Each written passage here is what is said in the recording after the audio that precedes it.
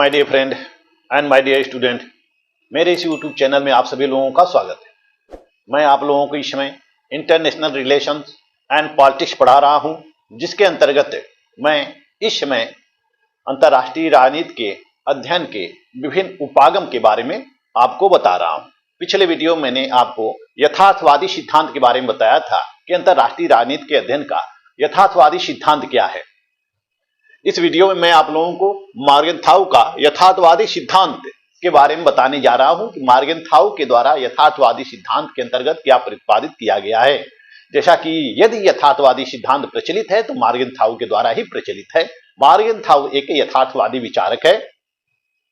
मॉर्गनथाउ अपने पुस्तक politics among nation में मॉर्गनथाउ ने यथार्थवाद के 6 सिद्धांतों का प्रतिपादन किया है कि यथार्थवाद क्या है। तो हम मॉर्गनथाउ के द्वारा यथार्थवाद को आसानी से समझ सकते हैं। आइए चलते हैं अपने विषय की ओर। मॉर्गनथाउ का यथार्थवादी सिद्धांत। मॉर्गनथाउ, जैसा कि मैंने अभी आपको बताया कि मॉर्गनथाउ ने अपने पुस्तक पॉलिटिक्स एमंग नेशन में यथार्थवाद के 6 सिद्धांतों का उसने विश्लेषण किया है। 6 नियम बताए हैं कि यथार्थवाद में ये 6 नियम होते हैं। पहला नियम क्या है? राजनीति में मनुष्यों की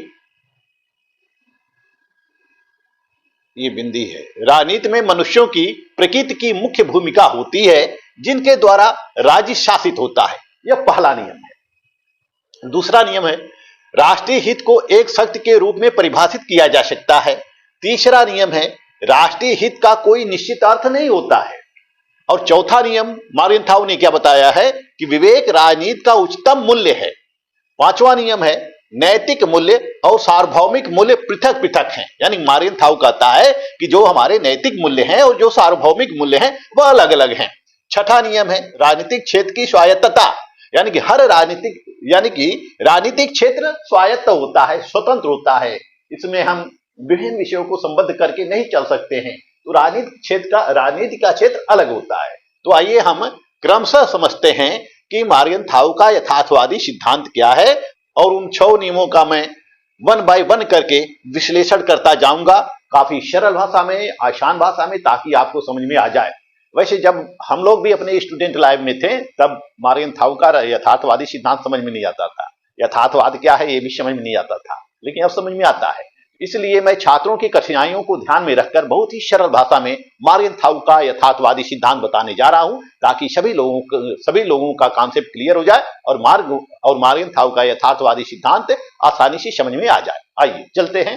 पहला नियम है, राजनीति में मनुष्यों की प्रकृति की मुख्य भूमिका होती है, जिनके द्वारा राज्य शासित होता है। यानी कि यहाँ मॉर्गनथाउ कहता है कि राजनीति में कर्ता कौन होता है? मनुष्य होता है, मानव होता है। राजनीति में कर्ता कौन होता है? मनुष्य होता है। और मनुष्य की जो प्रकृति होती है, इस प्रकृति के अनुसार ही राजनीति भी होती है। प्रकृति के अनुसार क्या होती है? राजनीति भी होती है। यह राजनीति कैसी होती है? मनुष्यों के स्वभाव के अनुसार होती है। मनुष्यों के स्वभाव के अनुसार होती है। यानी कि राजनीतिक नियमों का निर्माण, राजनीतिक प्रक्रिया का निर्माण, राजनीतिक संस्थाओं का निर्माण, राजनीतिक संरचनाओं का निर्माण किसके द्वारा किया जाता है? मनुष्यों के द्वारा किया जाता है। मनुष्यों के द्वारा किया जाता है, मानव के द्वारा किया जाता है। तो जिस समाज में, जिस देश में जिस प्रकार के मनुष्य रहते हैं, जैसे मानव रहते हैं, वैसे उनकी संरचनाएं भी बनती जाती हैं, वैसे उनकी परंपराएं भी बनती जाती हैं। और मनुष्यों के स्वभाव के अनुसार वहां की व्यवस्था भी बन जाती है, वहां की राजनीतिक व्यवस्था भी बन जाती है। यानी कि मॉर्गनथाउ कहता है कि जो विश्व है, विश्व का निर्माण किसके द्वारा होता है? मनुष्य के द्वारा होता है। भाई विश्व में तो मनुष्य ही रहते हैं, तो मनुष्य ही मिलकर समाज का निर्माण करते हैं, राज्य का निर्माण करते हैं, अंतर्राष्ट्रीय व्यवस्था का निर्माण करते हैं, पूरे विश्व का निर्माण करते हैं। तो जब विश्व का निर्माण मनुष्यों के द्वारा होता है तो मनुष्य के प्रकृति के द्वारा होता है, या मनुष्यों के प्रकृति के द्वारा होता है। मनुष्य अपनी प्रकृति के अनुसार अपनी राजनीतिक व्यवस्था का संचालन करते हैं, अपनी राजनीतिक व्यवस्था की स्थापना करते हैं। जैसे हम देख सकते हैं कि रूस और चीन, यह साम्यवादी देश है, तो अपने देश में साम्यवादी विचारधारा का प्रचार प्रसार करता रहता है। चीन भी साम्यवादी देश है। यह अपने देश में या विभिन्न देशों में या अंतरराष्ट्रीय जगत में साम्यवादी विचारधारा का प्रचार प्रसार करता रहता है। इसी तरह से हम अमेरिका को ले सकते हैं। अमेरिका। अमेरिका क्या है? ये पूंजीवादी देश है, ये पूंजी प्रधान देश है, पूंजीवादी देश है। और अमेरिका जो है विभिन्न देशों में पूंजीवादी विचारधारा का प्रचार प्रसार करता रहता है। यानी जैसे ही द्वितीय विश्व समाप्त होता है तो पूरा विश्व दो ध्रुव में बढ़ जाता है। एक ध्रुव होता है जो साम्यवादी विचारधारा का पोषक होता है, दूसरा ध्रुव जो होता है वह पूंजीवादी विचारधारा का पोषक होता है। यानी कि जो अमेरिका की तरफ होते हैं वह पूंजीवादी हो जाते हैं, पूंजीवादी विचार का प्रतिपादन करते हैं, और जो साम्यवादी होते हैं वह रूस की तरफ, यानी कि रूस साम्यवादी देश होता है और अधिकांश देशों को ये भी अपने गुट में मिला लेता है, तो ये साम्यवादी विचारधारा का प्रचार प्रसार करता रहता है। तो हम देखते हैं कि 70-80 के दशक तक, 1970-80 के दशक तक द्वितीय विश्व युद्ध के बाद शीत युद्ध का दौर होता है। शीत युद्ध क्यों होता है? क्योंकि रूस विभिन्न देशों में साम्यवादी विचारधारा का प्रसार करता था। अमेरिका पूंजीवादी विचारधारा का प्रसार करता था। दोनों को डर लगता था। अमेरिका को यह डर लगता था कि कहीं यह रूस अधिकांश देशों को साम्यवादी न बना दे, और वहीं रूस को डर लगता था कि कहीं अमेरिका अधिकांश देशों को पूंजीवादी न बना दे।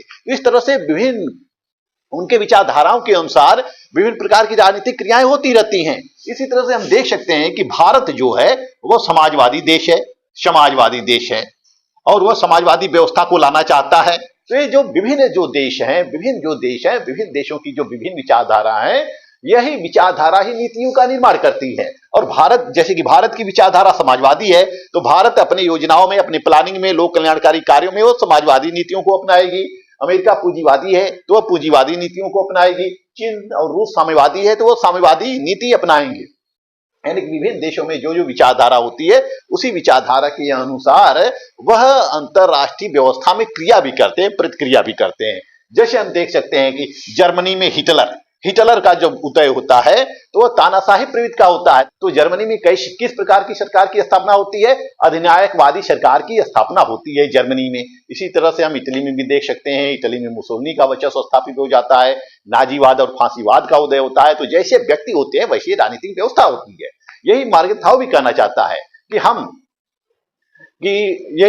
भी कहना चाहता है कि जो राजनीतिक व्यवस्था में जो भी क्रियाएं होती हैं सब मनुष्यों के द्वारा संचालित की जाती है, मनुष्यों के द्वारा निर्मित की जाती हैं। तो हमें मनुष्य के व्यवहारों का अध्ययन करना चाहिए, मनुष्य की परिस्थितियों का अध्ययन करना चाहिए। और इस तरह से मनुष्यों की विभिन्न प्रकार की विचारधाराएं होती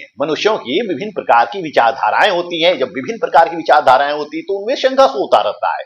इसी तरह से विभिन्न राष्ट्र के भी अपने अपने विचारधाराएं होती हैं। जो विभिन्न राज्य होते हैं, इन राज्यों की भी अपनी विभिन्न विचारधाराएं होती हैं। और जब विभिन्न प्रकार की विचारधाराएं होती हैं तो उनमें संघर्ष पैदा होता रहता है। मार्गारेट थाउ कहते हैं कि जो स्वार्थ है, व्यक्तियों का जो स्वार्थ है वह क्या है? वह सीमित है। स्वार्थ सीमित है और इसकी पूर्ति क्या है? इसकी पूर्ति संभव है, हम स्वार्थ की पूर्ति कर सकते हैं।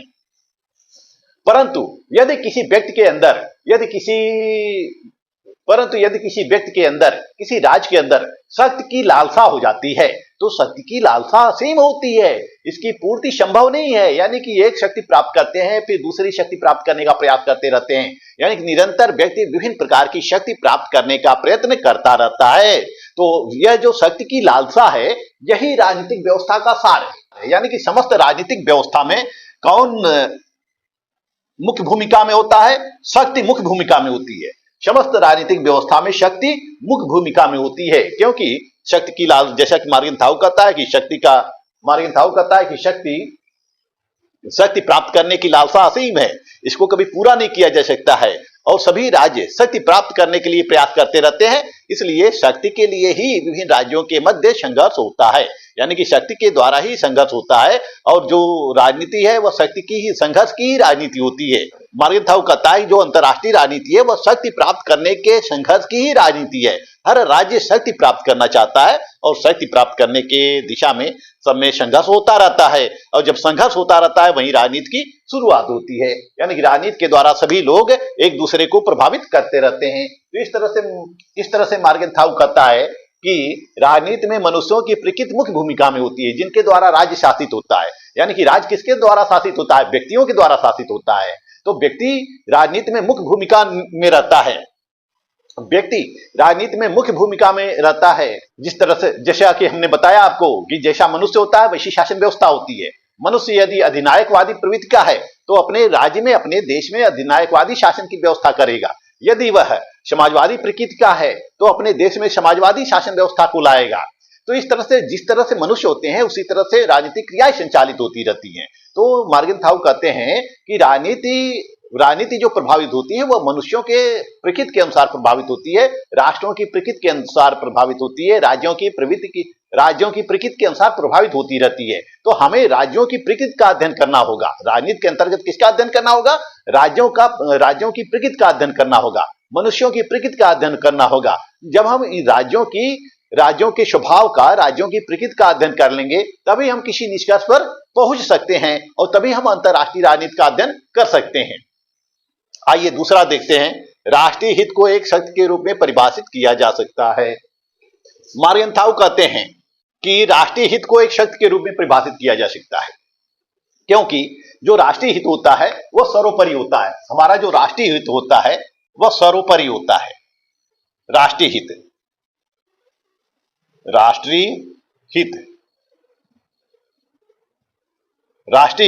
सर्वोपरि होता है, यह सर्वोच्च होता है।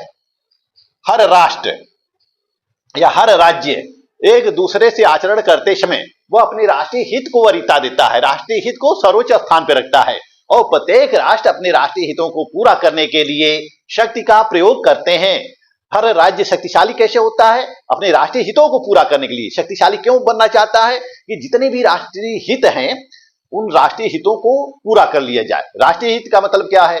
जैसे कि हमारे कुछ हित होते हैं, हम अपने हित के लिए, अपने स्वार्थों की पूर्ति के लिए लोगों से संबंध बनाते हैं, लोगों से समझौते करते हैं, लोगों से संधियां करते हैं। यानी कि व्यक्ति और व्यक्ति के बीच जब संघर्ष होता है तो व्यक्ति अपना हित देखना चाहता है, व्यक्ति अपना हित चाहता है और हितों को देखकर वह समाज में रहता है और दूसरों से संबंध स्थापित करता है। इसी तरह से राष्ट्रों के भी हित होते हैं, जैसे शक्ति है, सामर्थ्य है, क्षमता है, संप्रभुता है और विकास है। विभिन्न प्रकार की योजनाएं, अपने देश का विकास करना, इन विभिन्न कारणों से ये विभिन्न फैक्टर जो होते हैं उसके राष्ट्रीय हित का निर्माण करते हैं और राष्ट्रीय हित के आधार पर ही विदेश नीति का संचालन होता है, विदेश नीति का निर्माण करता है।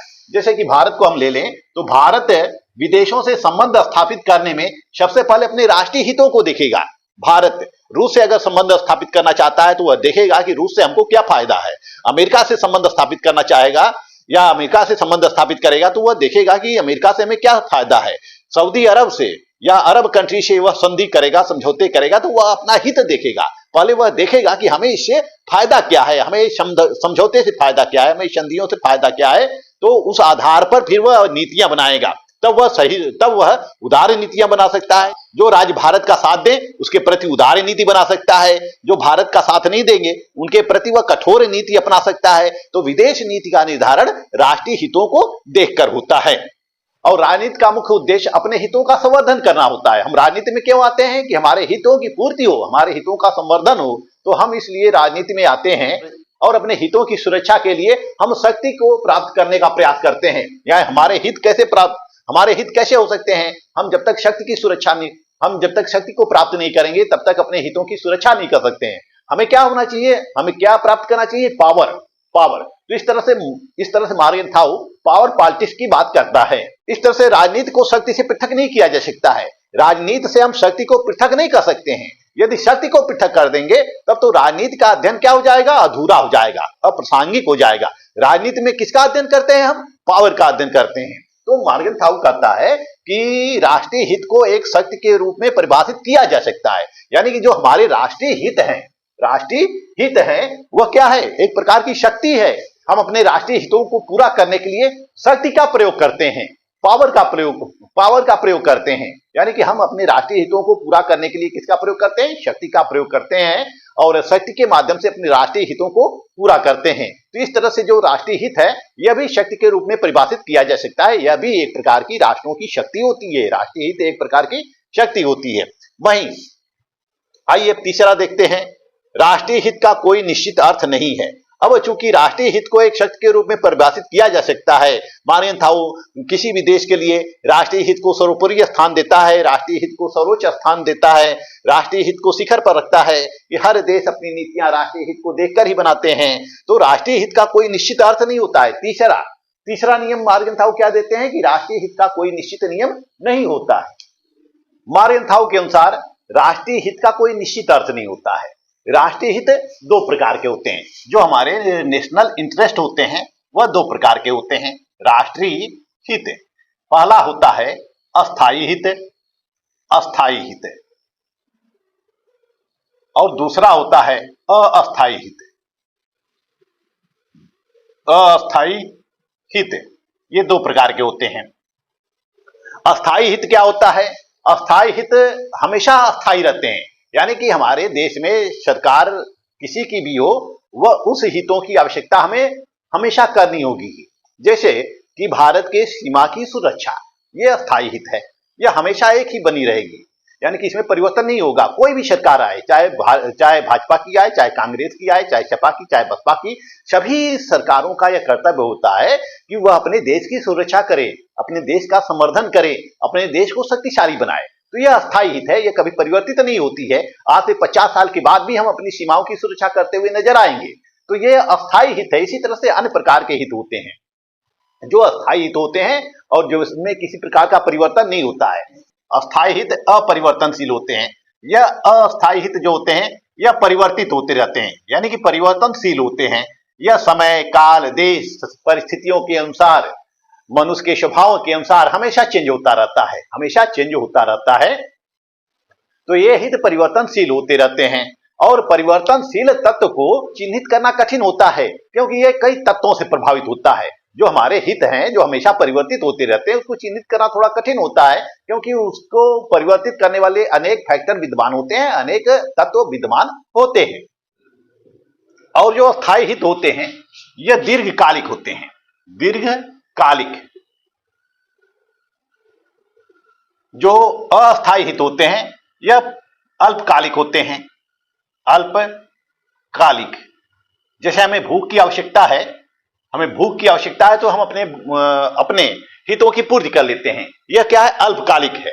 लेकिन दीर्घकालिक क्या है? जो हमें लंबे समय तक जिसकी जरूरत हमें लंबे समय तक पड़ सकती है, वह दीर्घकालिक हित है। तो इस तरह से मार्गेंथाउ राष्ट्रीय हित को दो भागों में बांटते हैं। वह कहते हैं कि राष्ट्रीय हित जो होते हैं वह दो प्रकार के होते हैं, और वह कहते हैं कि दोनों के हितों के बीच समन्वय करना चाहिए। किसी भी राष्ट्र को यह चाहिए, किसी भी राज्य को यह चाहिए कि वह अपने अस्थायी हित और अस्थायी हित दोनों के हितों के बीच समन्वय करे। ऐसा न हो कि वह अस्थायी हित को ज्यादा महत्व दे और अस्थायी हित को महत्व न दे, या फिर अस्थायी हित को ज्यादा महत्व दे या अस्थायी हित को महत्व न दे। तो इससे क्या होता है? उसके शासन में, उसके नीतियों में विषमता उत्पन्न हो सकती है, असमानता उत्पन्न हो सकती है, या फिर उसका संतुलन बिगड़ सकता है, असंतुलन उत्पन्न हो सकता है। इसलिए किसी भी राष्ट्र को चाहिए कि वह अस्थायी हित और अस्थायी हित दोनों के बीच वह समन्वय करता रहे।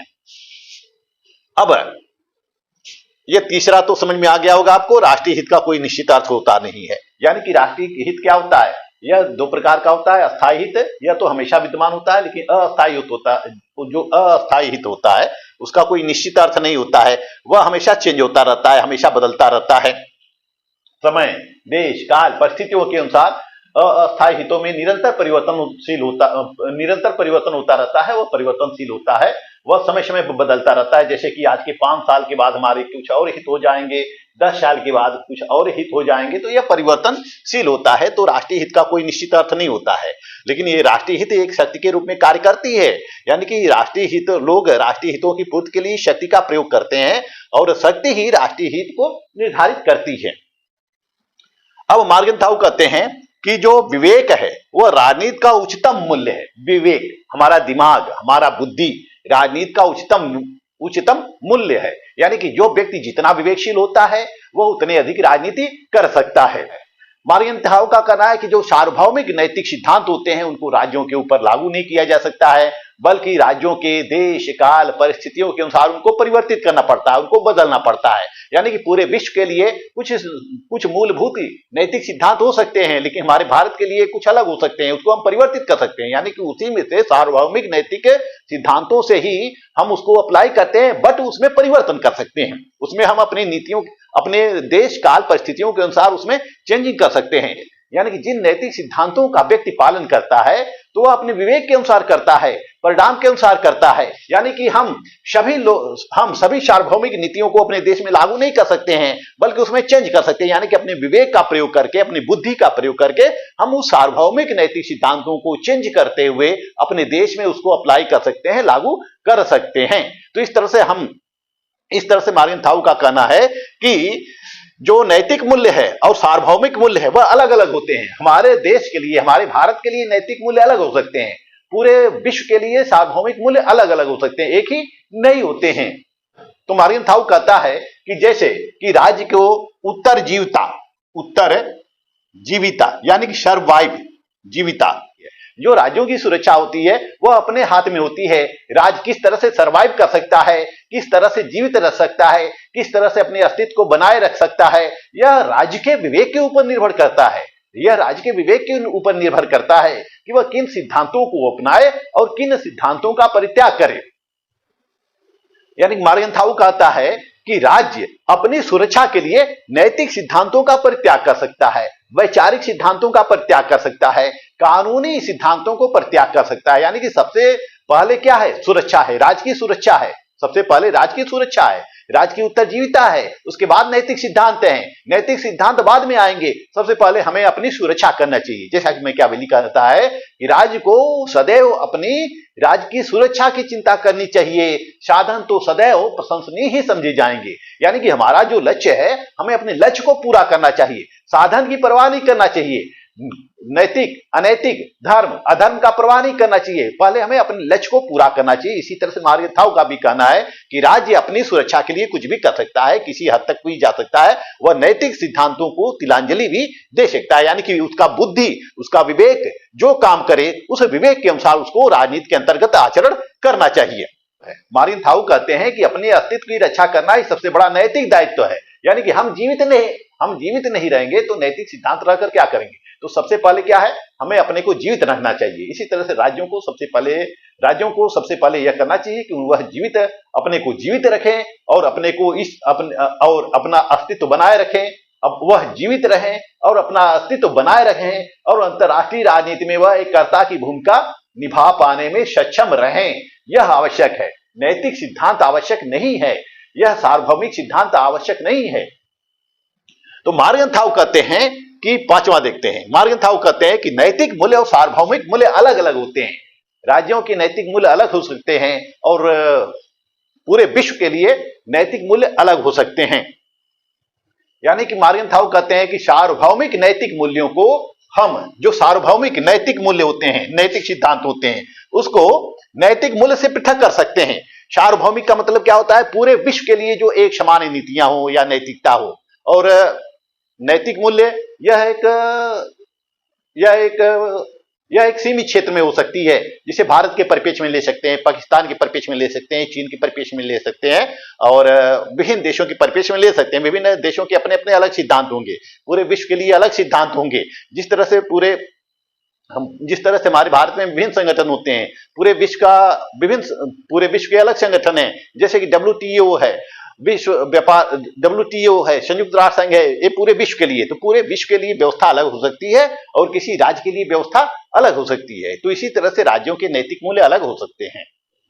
तो मार्टिन थाऊ कहता है कि सार्वभौमिक नैतिक मूल्यों को राष्ट्रों के नैतिक मूल्यों पर लागू नहीं किया जा सकता है, क्योंकि राज्यों को समय, देश, काल, परिस्थितियों के अनुसार अपने नैतिक मूल्यों में परिवर्तन करना पड़ता है। हमें अपने नैतिक मूल्यों में परिवर्तन करना पड़ता है। सभी राष्ट्रों को अपने नैतिक मान्यताओं के अनुरूप आचरण करना चाहिए, यानी कि नैतिक मान्यताओं के अनुरूप रहना चाहिए। परंतु यह कहना कि सभी राष्ट्र सार्वभौमिक नैतिक मान्यताओं के अनुरूप रहे, यह सही नहीं है। मार्टिन थाऊ कहते हैं कि सभी राष्ट्र सार्वभौमिक नैतिक मान्यताओं के अनुसार नहीं रह सकते हैं, राज्यों की अलग अलग नैतिक मान्यताएं होती हैं। तो इस तरह से मार्टिन थाऊ प्रत्येक राज्य को एक राजनीतिक कर्ता के रूप में मानते हैं, एक एक्टर के रूप में मानते हैं कि यह राजनीति में महत्वपूर्ण भूमिका निभाते हैं, एक एक्टर के रूप में मानते हैं। जिस तरह से व्यक्ति एक्टर होता है, वह एक्टिंग करता रहता है विविध क्षेत्रों में, इसी तरह से राज्य भी एक्टर होता है, राज्य भी विभिन्न क्षेत्रों में एक्टिविटी करता रहता है। और अपने राष्ट्रीय हितों की अभिवृद्धि के लिए यह उपाय करता रहता है, साधन तलाशता रहता है, विभिन्न देशों से संधियां करता रहता है, समझौते करता रहता है, राजनीतिक क्रियाएं करता रहता है और शक्ति के माध्यम से अपने राष्ट्रीय हितों की अभिवृद्धि करता रहता है और शक्ति के माध्यम से अपने राष्ट्रीय हितों की अभिवृद्धि करता रहता है। यानी कि जिस तरह से एक राष्ट्र शक्ति के माध्यम से राष्ट्रीय हितों की अभिवृद्धि करते हैं, इसी तरह से सारे राज्य शक्ति के माध्यम से अपने राष्ट्रीय हितों की अभिवृद्धि करेंगे। यानी कि भारत विकसित होना चाहेगा, भारत राष्ट्रीय हित को देखेगा, पाकिस्तान भी देखेगा, चीन भी देखेगा, रूस भी देखेगा, जापान भी देखेगा, जितने देश होंगे सब अपने अपने क्षेत्रों में राष्ट्रीय हितों को प्राथमिकता देते हुए शक्ति का प्रयोग करते हैं। तो मार्टिन थाऊ कहते हैं कि ये सभी राष्ट्रों को मानना चाहिए, सभी राष्ट्र इस बात को स्वीकार कर लें कि सभी राष्ट्र उसी की तरह से हैं और सभी राष्ट्र उसी की भूमिका में होते हैं। सभी राष्ट्र शक्ति के माध्यम से राष्ट्रीय हितों की अभिवृद्धि करते रहते हैं, अपने राष्ट्रीय हितों का विकास करते रहते हैं। तो यह अत्यधिक और संतुलित और यथार्थवादी नीतियों का विकास करेगा। यानी कि जब सभी राष्ट्र एक दूसरे राष्ट्र को समझ लेंगे, सभी राष्ट्र एक दूसरे राष्ट्र को समझ लेंगे तो वह राष्ट्र अपने लिए अधिक संतुलित और यथार्थवादी नीतियों का विकास करेगा। यानी कि जिस तरह से हम देखते हैं कि हम व्यक्ति के स्वभाव को समझ लेते हैं, व्यक्ति के व्यवहार को देख लेते हैं, उसके स्टेटस को समझ लेते हैं, तो हम उसके अनुसार आचरण करते हैं। हम तब आदर्शों की बात नहीं करते हैं, तब आदर्शवादी सिद्धांतों की बात नहीं कर सकते हैं। तब हम क्या हो जाते हैं, वह जैसा व्यवहार करता है उसी के अनुरूप हम भी व्यवहार करते हैं। यदि वह गुस्सा करता है तो हम भी गुस्सा करते हैं, यदि वह हमसे नाराज हो जाता है तो हम भी नाराज हो जाते हैं। यानी कि उसके व्यवहारों का अध्ययन करके, उसके स्वभाव का अध्ययन करके हम यह जब समझ लेंगे तो हम भी उसी के अनुरूप आचरण करेंगे। यही मार्टिन थाऊ कहना चाहता है कि राज्यों के नैतिक मूल्य अलग होते हैं, सार्वभौमिक मूल्य अलग होते हैं और जब सभी राष्ट्र एक दूसरे को समझ लेंगे कि कौन राष्ट्र कैसा है, अमेरिका कैसा है, पाकिस्तान कैसा है, जैसे भारत पाकिस्तान को समझ चुका है कि पाकिस्तान है कैसा, तो पाकिस्तान तो उस आधार पर वह नीतियां बनाता है, पाकिस्तान के लिए उस आधार पर वह नीतियां बनाता है। तब यह यथार्थवादी नीतियां बनाएगा और विकासवादी नीतियां बनाएगा। जैसे भारत चीन को भी समझ चुका है, चीन भारत को समझ चुका है। जब सभी राज्य एक दूसरे को समझ लेंगे तो वह वास्तविकता के अनुरूप यथार्थवादी नीतियां बनाएंगे, यानी कि वास्तविक नीतियां बनाएंगे, व्यवहारिक नीतियां बनाएंगे और एक दूसरे राष्ट्रों के बीच व्यवहार करने के लिए वह विकासवादी नीतियां भी बनाएंगे। राजनीतिक क्षेत्र की स्वायत्ता का मतलब क्या होता है, स्वतंत्र। स्वायत्ता का मतलब होता है स्वतंत्र विषय। मार्टिन थाऊ कहता है कि राजनीति का क्षेत्र जो है वह स्वतंत्र है। जिस तरह से अर्थशास्त्र स्वतंत्र विषय है और नीति शास्त्र स्वतंत्र विषय है, विधि शास्त्र स्वतंत्र विषय है, यानी कि इन विभिन्न शास्त्रों के जो लेखक हैं वह अपने अपने विषय को स्वतंत्र मानते हैं और अपने अपने विषय क्षेत्र की स्वायत्ता का समर्थन वह करते हैं कि शास्त्र को स्वायत्त होना चाहिए, यह स्वायत्त विषय है। और राजनीति और नीति शास्त्र भी स्वायत्त विषय है, विधि शास्त्र भी स्वायत्त विषय है। तो इसी तरह से जो राजनीति के लेखक हैं, जो राजनीति है वह भी स्वायत्त है, वह भी विभिन्न विषयों से पृथक है। जो यथार्थवादी चिंतक हैं वह राजनीति में केवल राजनीतिक क्रियाकलापों को ही स्वीकार करते हैं, गैर राजनीतिक क्रियाकलापों को वह स्वीकार नहीं करते हैं। वह राजनीति के अंतर्गत केवल राजनीतिक क्रियाकलापों को स्वीकार करते हैं। जैसे राजनीति से हटकर किसी अन्य क्रियाओं को वह स्वीकार नहीं करते हैं, क्योंकि वह राजनीति को स्वायत्त क्षेत्र मानते हैं, स्वायत्त विषय मानते हैं। यह जो यथार्थवादी चिंतक हैं यह राजनीतिक प्रश्नों को अलग रखना चाहते हैं। किससे?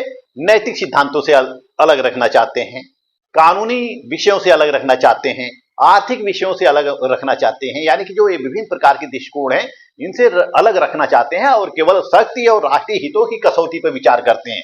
किस पर विचार करते हैं? केवल शक्ति पर विचार करते हैं, शक्ति पर विचार करते हैं और राष्ट्रीय हितों पर विचार करना चाहते हैं। वह ये चाहते हैं कि हमें राजनीति के अंतर्गत केवल यह देखना चाहिए कि हम शक्ति को कैसे बनाए रखें, शक्ति कैसे प्राप्त करें और राष्ट्रीय हितों को कैसे हम बढ़ाएं, यानी कि राष्ट्रीय हितों का संवर्धन हम कैसे करें।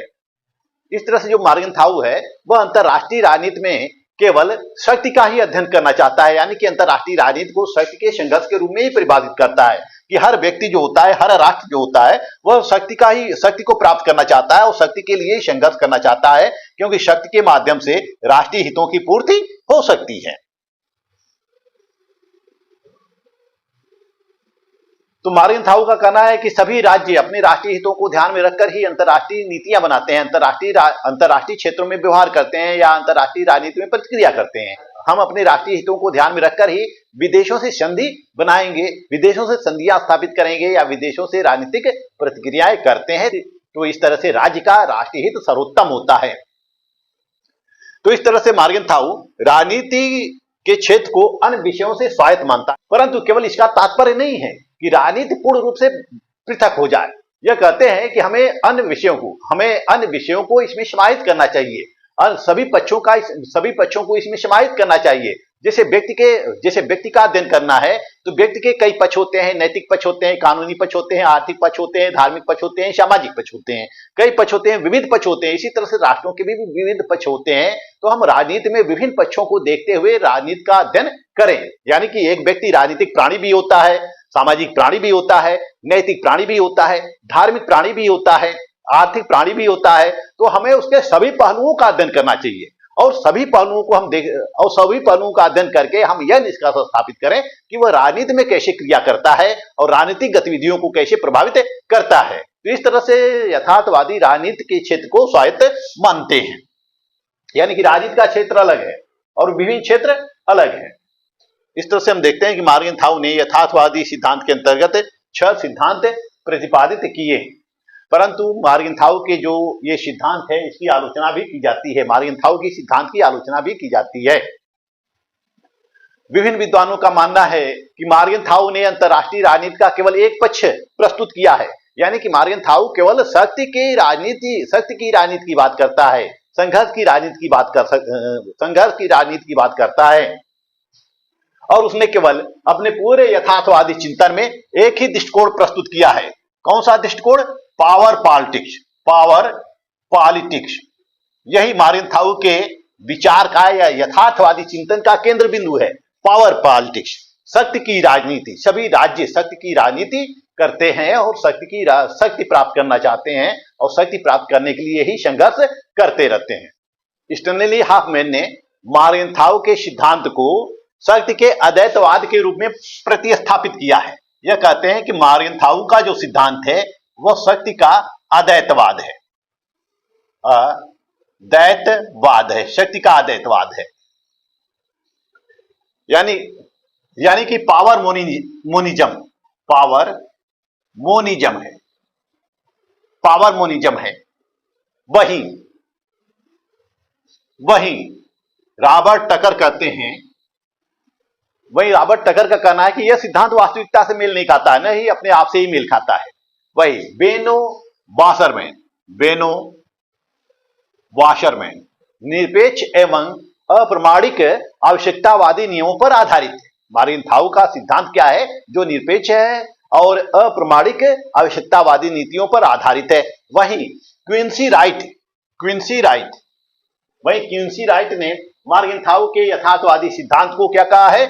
यह एकांगी कहा है। एकांगी यानी कि इसमें केवल शक्ति पर ही बल दिया गया है, यानी कि शक्ति के अध्ययन का ही बल दिया गया है। राजनीति को शक्ति की राजनीति बता दी गई है।